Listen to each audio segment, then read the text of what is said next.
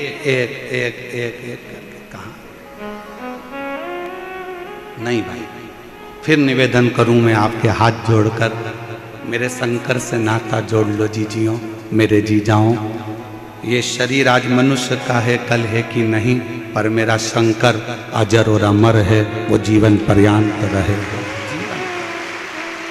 वो शिव अजर और अमर है, वो कहीं नहीं जाने वाला। आप शंकर की आराधना में डूबने का प्रयास करो, शिव की भक्ति को पाने का प्रयास करो।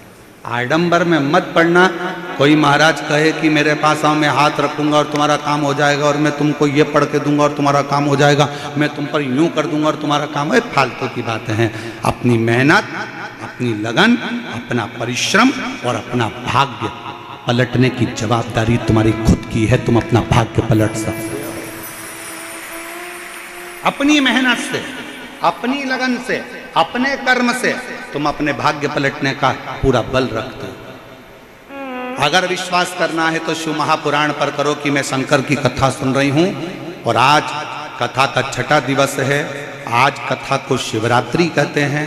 आज के दिन लोग कथा को श्रवण कर कर रात्रि को भगवान का जागरण कर कर खूब भजन कीर्तन करते हैं, और दूसरे दिन सुबह 8 बजे से 11 बजे तक कथा सुनकर बाबा से झोली पसार कर मांग कर शिव पुराण के सामने से अपनी विनती कर कर भूमि की रज को नमन कर कर जाते हैं, और 3 महीने में फिर कथा के पंडाल में पत्र लिखकर आ जाते हैं। उसकी कथा पर भरोसा करें, आप उसकी कथा पर विश्वास करें। कथा तक हम कथा पर तो भरोसा करते नहीं, हम भगवान पर भरोसा करते नहीं। यहां वहां डोलते फिरते तो श्रेष्ठता नहीं है। शिव पर भरोसा किसको? एक पत्र देखिए, अच्छा है।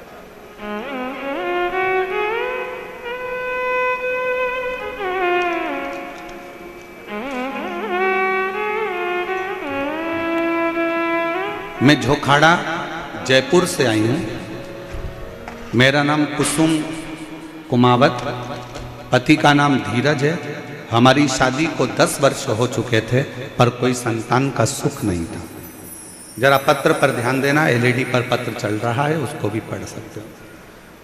मेरा नाम कुसुम कुमावत है, पति का नाम धीरज है। झोखाड़ा जयपुर की रहने वाली हूँ। हमारी शादी को 10 वर्ष हो चुके थे, परंतु कोई संतान नहीं था। हमने 7 बार IVF करवाया, पर 2 बार भी IVF करवाया, पर IVI करवाया और IVF करवाया, परंतु कुछ भी नहीं हुआ, संतान की प्राप्ति नहीं। 2023 में मुझे हमारे घर के पड़ोस रहने वाली भाभी ने पशुपतिनाथ व्रत के बारे में बताया। पहले तो मैंने सोचा कि ये सब मुझे ही ज्ञान देते हैं।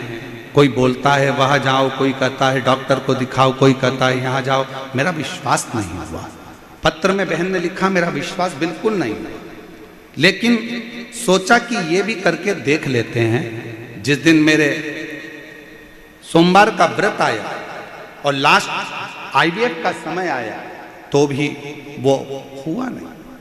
फिर पशुपति व्रत किया, और पशुपति व्रत का फल, शिवजी के मंदिर में झाड़ू लगाने का फल, शिवजी के मंदिर में पोछा लगाने का फल ये हुआ कि बाबा की कृपा से 5 महीने बाद मेरा गर्भ ठहर गया। अब गर्भ तो ठहर गया,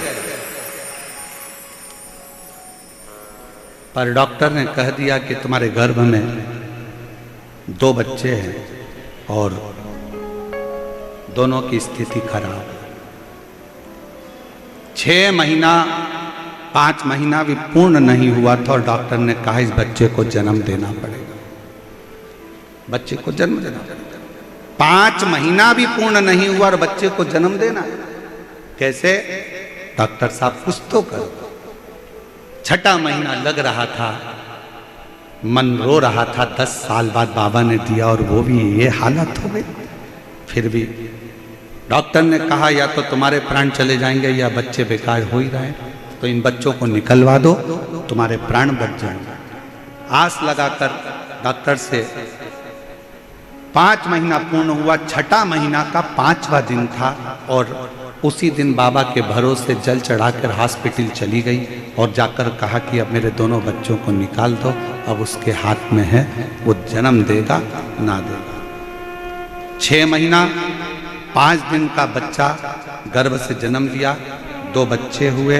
2 बेटों में से एक बेटा अंदर ही गर्भस्थ में शांत हुआ, दूसरा बच्चा 6 महीना 5 दिन का था।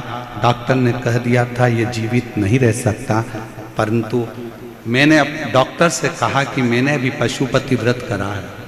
सियोर वाला महाराज छाती ठोक कर कहता है कि अगर दिल से कथा सुनी है और दिल से मांगा है तो बाबा देकर रहेगा। अब मुझे वो सियोर वाला बाबा की बात सुनना है, कथा का स्मरण करना है और तुम बच्चे के जो करना है वो करो।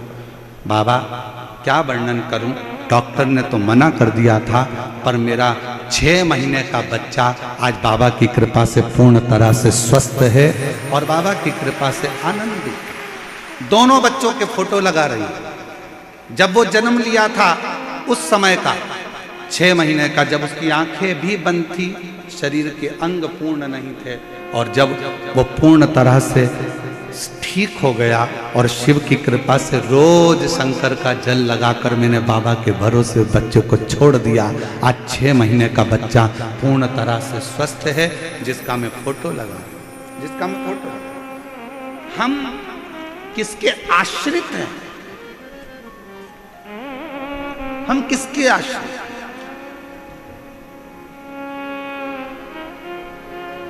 जितनी माताएं मेरी रोड पर बैठी हुई हैं जिनको हम दिख भी नहीं रहे, जितनी मेरी बहनें, मेरे जीजाओं, मेरी जीजियों, जितनी तुम चौराहे पर बैठी हो, रोडों के किनारे बैठी हो, पेड़ के नीचे बैठी हो, और हम आपको नजर भी नहीं आ रहे। ऐसे कई पंडाल, केवल इन्हीं पंडालों पर मत जाओ, समिति ने और भी जगह पर पंडाल लगा रखे हैं जहां पर केवल वो लोग इधर नहीं आ सकते, इधर के लोग उधर नहीं जा सकते, वो पंडालों में बैठे हुए। जितना बड़ा पंडाल ये लगा है, जितना बड़ा पंडाल ये लगा है, ऐसे ही पंडालों को पीछे और लगाए गए हैं जिसमें भक्त भरे पड़े। और मेरा निवेदन है मेरी जीजियों से, जीजाओं से, चिंता मत करना। आप जहां बैठकर शिव महापुराण की कथा को सुन रही हो, आप जहां बैठकर शिव पुराण की कथा को श्रवण कर रहे हो, ये विश्वास मानकर चलना।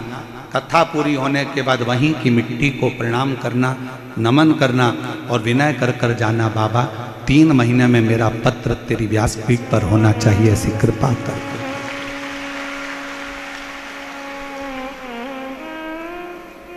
तेरे मंदिर में आना मेरा काम है और मेरी बिगड़ी बनाना तेरा काम। आप उसकी कथा में आए। यहां कथा किसकी चल रही है? देवाधिदेव महादेव की। यहां कथा बाज कौन रहा है? सियोर वाला नहीं, सियोर वाले के बस की नहीं है प्रदीप मिश्रा के कि वो कथा बाज दे। बाचने वाला भी शंकर है, सुनने वाला भी शंकर है और कथा कराने वाला भी शंकर है। सामर्थ्यता नहीं किसी की।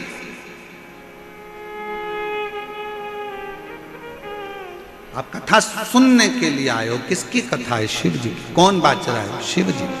कौन करा रहा है? शिव जी, शंकर।